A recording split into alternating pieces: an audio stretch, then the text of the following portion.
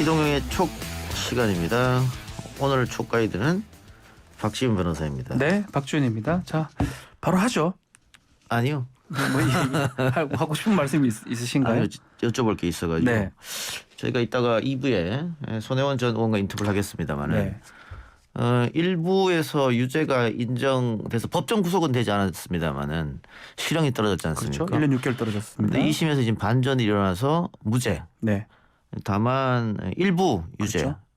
부동산 실명법 위반, 명의신탁을 명의신탁 했다라는 위반. 겁니다. 예. 근데 뭐 무죄 난 것은 뭐 이따가 손호한테 직접 여쭤보고 이 명의신탁 부분에 있어서 저희가 뭐 사석에서 박 변호사도 그렇고 다른 다 변호사들도 투기가 유죄에 나올 가능성이 높다. 그렇죠. 이 명의신탁은 거의 무죄일 것이다. 다들 예상했는데 왜냐하면 이거를 이제 조카한테 증여를 하고 예. 증여를 했다고 신고하고 증여세를 내고 거기 경영도 있는 증여를 합니다. 예. 경영을 합니다. 주커들이. 카페하고 예.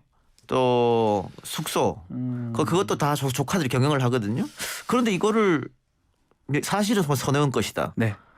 조금 납득이 안 가요. 제가 판결문을 좀 보고 해야 되는데 제가 다른 뭐 변론 자료들은 읽어봤습니다. 그중에 가장 확실했던 게 제가 봤을 때는 부동산 실명법 위반이었거든요. 예. 근데 실제로 부동산 실명법 위반이 나오면 벌금이 많이 나옵니다. 그 금액 실명 위반했던 금액에 따라서 나오거든요. 벌금형이 주로 나오기도 하고요. 글쎄요, 납득하기 좀 어렵습니다. 이게 이렇게 되면은 만일 제가 제 아들에게 증여를 하고 네. 증여세를 내고 제 아들이 뭔가 경영을 했다. 다 그러면 명의신탁 위반 예. 사실은 당신 거 아니야? 또 이러면은 그래서 지금 이렇게 된다 그러면 예컨대 경영할 어떤 능력이 없는 사람을 경영을 시켜주는 것 자체가 다 부동산 실명법 위반이 될 가능성이 있어요. 아니 뭐 물론 증여를 하지 않고 했다면은 그럼 뭐 당연한 건데. 근데 증여를 하고 증여세를 냈는데 오늘 약간 이거는 그러면 대법원 가서 다툽니까? 저는 이거 법리의 문제라고 보거든요. 실제로 지금 부동산 실명법상의 명의신탁이냐 아니냐가 상당히 다툼의 여지가 많은 사례들이 많습니다. 지금 뭐 만들어진 지가 1990년대죠. 그 김영삼 대통령 때 만들었던 그 법률이 아직 한 30년 지났는데도 다툼의 여지가 있거든요. 대법원에서 법리 다툼을 충분히 할 수 있을 것 같다는 생각이 듭니다. 알겠습니다. 자, 오늘 그러면 본격적으로 어떤 얘기부터 해볼까요? 자, 그래요. 야당 먼저 얘기를 좀 해보겠습니다. 자, 어제 저녁 6시 반쯤이죠. 윤석열 후보 또 김종인 전 비대위원장 회동을 했는데 선대위 합류는 불발이 됐고요. 자, 결국 만났음에도 불구하고 이견을 좁히지 못했다. 이유는 뭘까요? 뭐 동상이몽을 꿈꾸는 거겠죠. 동상이몽. 네. 아, 정답이네요. 그러니까 윤석열 후보 입장은 사실은 좀 딜레마라 그럴까요? 네. 김종인 전 비대위원장이 들어와서 당을 좀 카리스마 있게 끌어주고 전략을 세우고 좋다. 좋은데 그러면은 여당에서는 반드시 상황론을 들고 올 겁니다. 네. 그 대통령 후보가 윤석열이 아니고 허수아비다. 실질적으로는 다 김종인이 하는 게 아니냐. 그렇죠. 그러면서 박근혜 또 소환할 겁니다. 박근혜 뒤에 최순실이 있었던 것처럼 뭐 그런 거 아니냐. 네. 분명히 그럴 거로 공격할 거란 말이죠. 그런 생각을 좀 할 테고 그런데 또 합류가 안 되면 영원히 불발이 되면 네. 김종인 위원장 스타일이 밖에서 가만히 있는 스타일이 아니거든요. 분명히 한마디씩 툭툭 던질 거란 말이죠. 말할 건데요. 최근에 뭐 이재명 후보 칭찬했잖아요. 네. 그런 것처럼 이재명 후보 칭찬하고 예전처럼 국민의힘은 아사리판이다. 후보가 문제다. 이런 식으로 한마디 하면 국민의힘은 마이너스지. 네. 그러니까 그게 이럴 수도 없고 저럴 수도 없고 그렇기 때문에 전권을 다 줘서 최고 책임자를 올리기도 못하고 그래서 뭐 김병준 상임 선대위원장 이 카드를 들고 온 거거든요. 네. 그런데 김종인 위원장이 그게 싫다지 않습니까? 아하. 그러다 보니까 확실한 결정을 내리지 못했다. 그런 것 같아요. 총괄선대위원장 자리는 옆에 아직 있어요. 이 자리 만약 안 돌아오면 없어집니까? 계속 비워둡니까? 아니요. 이 자리가 안 돌아오면은 뭐 다른 사람이 해야죠. 해야겠죠. 비워놓을 수는 없어요. 해야 되는데 예. 그러면은 어떻게 결정이 나겠느냐. 저는 관건은 윤석열 후보의 지지율이라고 봅니다. 윤석열 후보의 지지율이 지금처럼 이재명을 앞서 나간다. 그러면은 김종인의 자리는 없다. 그런데 역전이 됐다. 네. 이재명이 앞서고 윤석열이 뒤진다. 그러면 다시 김종인이 와야 되는 거 아니냐 이런 얘기가 당 내에서 나올 것이고 네. 그러면은 김종인의 몸값은 올라갈 것이고 다시 한번 손 내밀 수밖에 없죠. 그러면. 그래서 관건은 지지율이라고 봅니다. 지금 말씀하신 것처럼 민주당이 지금 후보 중심으로 좀 사실 쇄신하는 모양새거든요. 지지율 격차도 지난주에 비해서는 상당히 줄어든 모양새고요. 그런 상황에서 김종인 위원장만 의존하는 모습. 그것도 조금 물론 이게 바로 뭐 나오면 모르겠는데 안 예. 나오고 계속 줄다리기 밀당을 한다 그러면 모양새가 좋지 않을 것 같기도 한데요. 그래서 오늘 일단은 결단 내린 것 같습니다. 접는다. 예. 예. 간다. 소위 말하는 개문발차죠. 뭐 뒤에 타든 말든 일단은 간다. 왜냐면 이게 지금 너무 시간이 오래 걸렸고 네. 윤석열이 주인공이 돼야 되는데 계속 김종인 얘기만 그렇죠. 나오잖아요. 이것도 모양새가 좋지 않다. 네. 뭐 그렇게 판단을 해서 개문발차를 한 것 같습니다. 결국 말씀대로 김종인 이름이 윤석열 후보보다 더 많이 나오는 게 그 좋은 것은 아니다라는 거죠. 좋은 것은 아닌데 네. 그것도 좋은 이야기로 흘러나오는 게 아니고 불협화음 예. 얘기에서 나오는 거니까. 갈등, 불협화음, 뭐 이 양반 저 양반, 뭐 네. 오늘도 김종인 오늘 위원장이 또 뭐라 했죠? 뭐 세게 한마디 했잖아요. 제가 좀 그 생각을 주접이라고 주접 그랬습니까? 던다는 얘기 예. 처음 들어봤습니다. 그러면 후보 입장에서는 네. 또 국민의힘 입장에서는 사실 속이 좀 부글부글하기도 하죠. 저런 표현을 쓸 수가 있나? 양반 하니까 주접 떨고 예. 야 이게 정치권에 나오는 말인지. 그러니까 나쁜 의미로 퍼지기 때문에 네.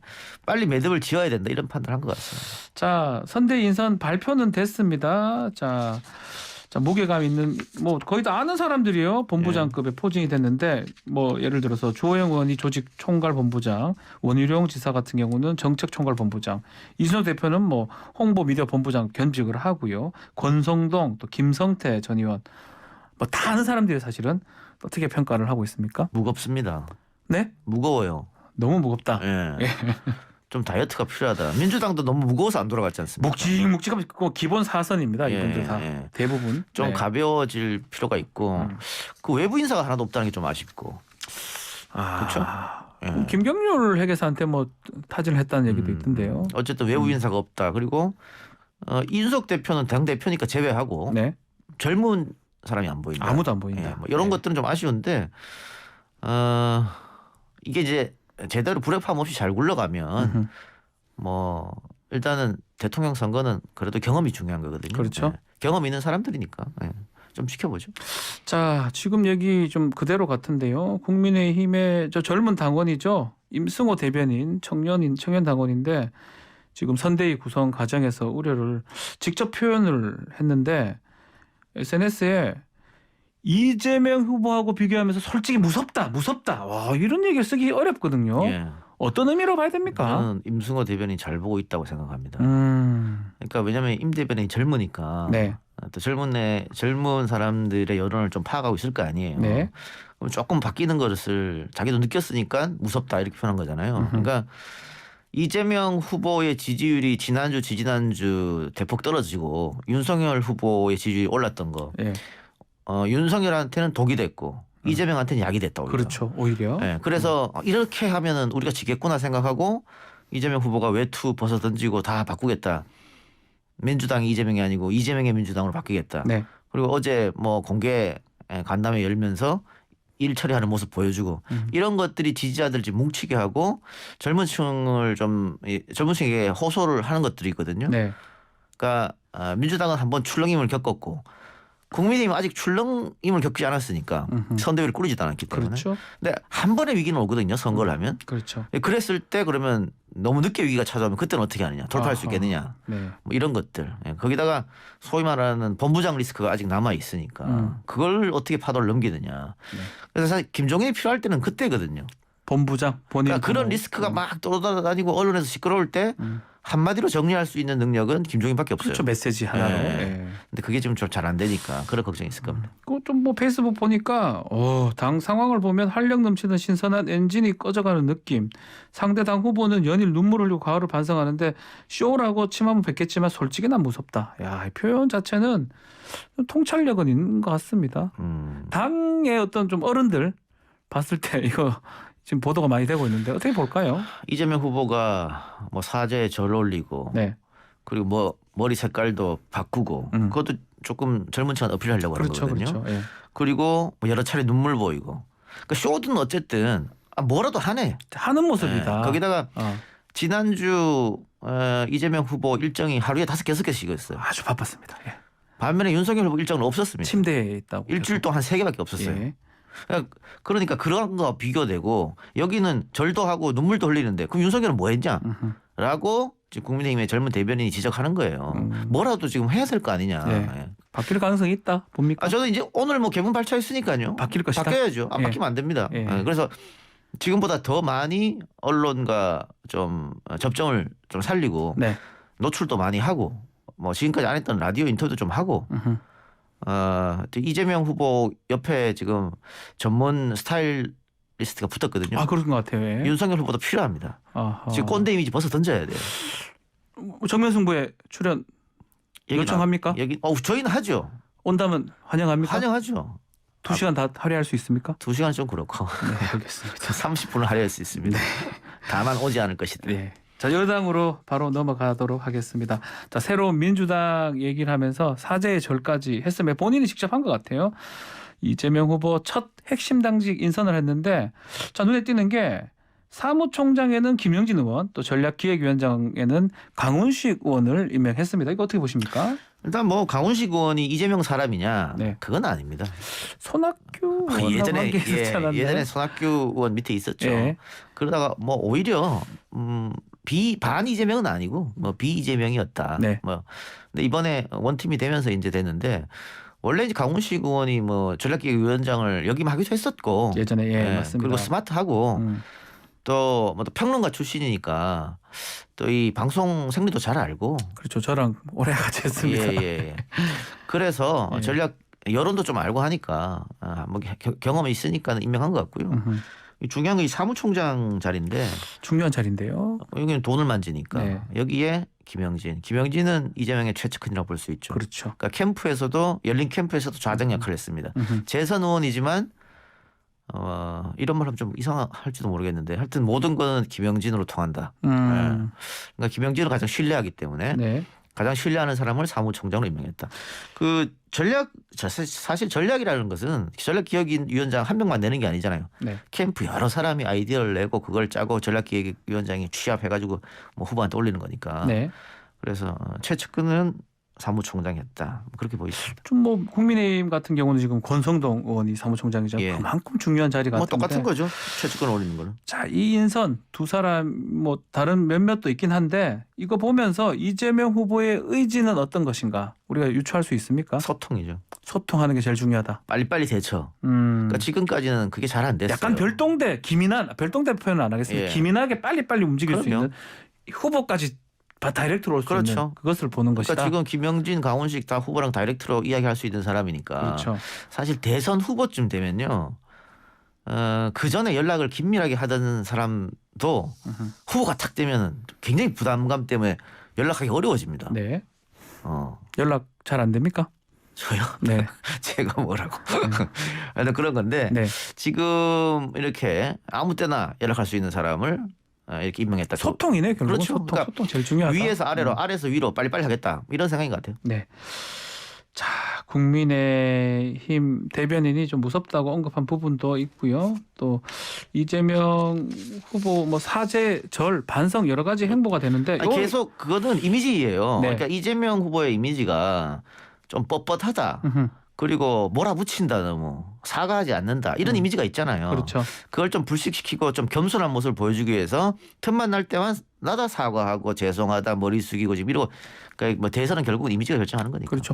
여기서 지금 예전에 조카가 저지른 데이트 폭력이라는 표현은 쓰지 않겠습니다. 폭력 사건 변호한 거, 살인 사건 변호한 거 관련해서 고개를 숙였습니다. 이거 사과는 또 비판이 또 있는 것 같아요. 어떻게 보십니까?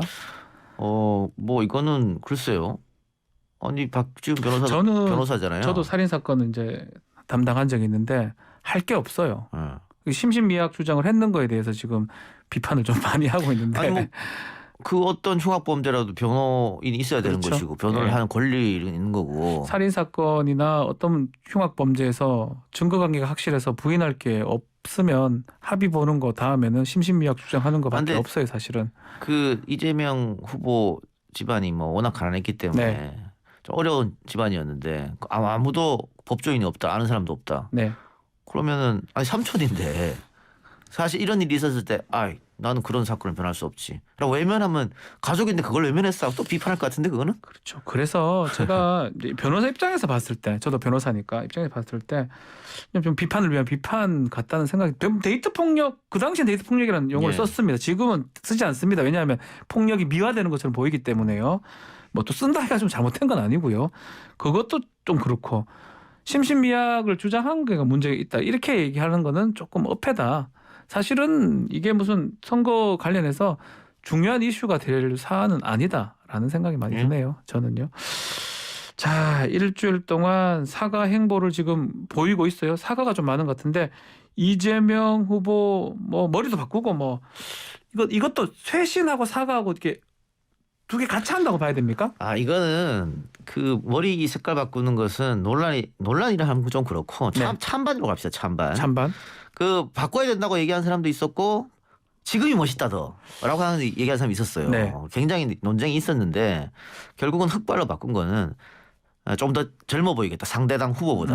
물론 나이도 한 3살쯤 어리죠. 그렇죠. 윤석열 네. 후보보다는. 네. 그런데 머리를 이제 하얀색이 되다 보니까 할아버지 소리도 듣고 뭐 지나가다가 아이들이 뭐 할아버지 후보 뭐 오셨다 이렇게 얘기도 하고 하니까 뭐 이재명 후보 손자도 없는데 네. 그리고 윤석열보다 더 늙어 보인다 뭐 이런 얘기도 듣고 하다 보니까 젊은 층에게 좀 다가가기 위해서 다시 흑발로 바꿨다. 그리고 그 이미지 메이킹에 좀 전력을 좀 하는 것 같다. 그렇죠. 뭐 예를 들어서 요즘에 옷 입는 스타일도 많이 바뀌었거든요. 좀 달라. 제가 예. 잘은 모르지만 예. 당 색깔도 버리는 것 같기도 하고. 아니 뭐 일부러 그런 젊게 것 많이 같기도 바꿨어요. 하고. 그래서 뭐 예. 눈썹 무신도 하고. 네. 근데 그거는 뭐 윤석열 후보도 보니까는 그 헤어라인 정리도 하고. 헤어라인도 제가 방송하잖아요. 네. 그거 보면 압니다. 바뀌었어요. 헤어팀 예. 바뀌었어요. 눈썹도 예. 좀 바뀐 것 같고. 바뀌었어요. 예. 근데 그것들이 다 젊게 보이기 위해서 하는 건데 그건 나쁘지 않아요. 선거에서 대통령 선거에서 다 너무나 당연한 겁니다. 네. 과거에는 그 사투리 고치려고도 막 노력했었거든요. 그렇죠. 사투리 고치는 선생 불러가지고 뭐 그런 거 됐기 때문에 나쁘지 않다. 양 후보다 조금 더 젊은 층에게 다가가고 뭐 그런 또 세련된 모습을 보이기 위해서 하는 거니까 전 필요한 부분이라고 필요한 봅니다. 예. 부분이다. 네. 오늘 이동의 추원 여기서 마무리합니다. 지금까지 박지훈 변호사와 함께했습니다. 수고하셨습니다. 감사합니다.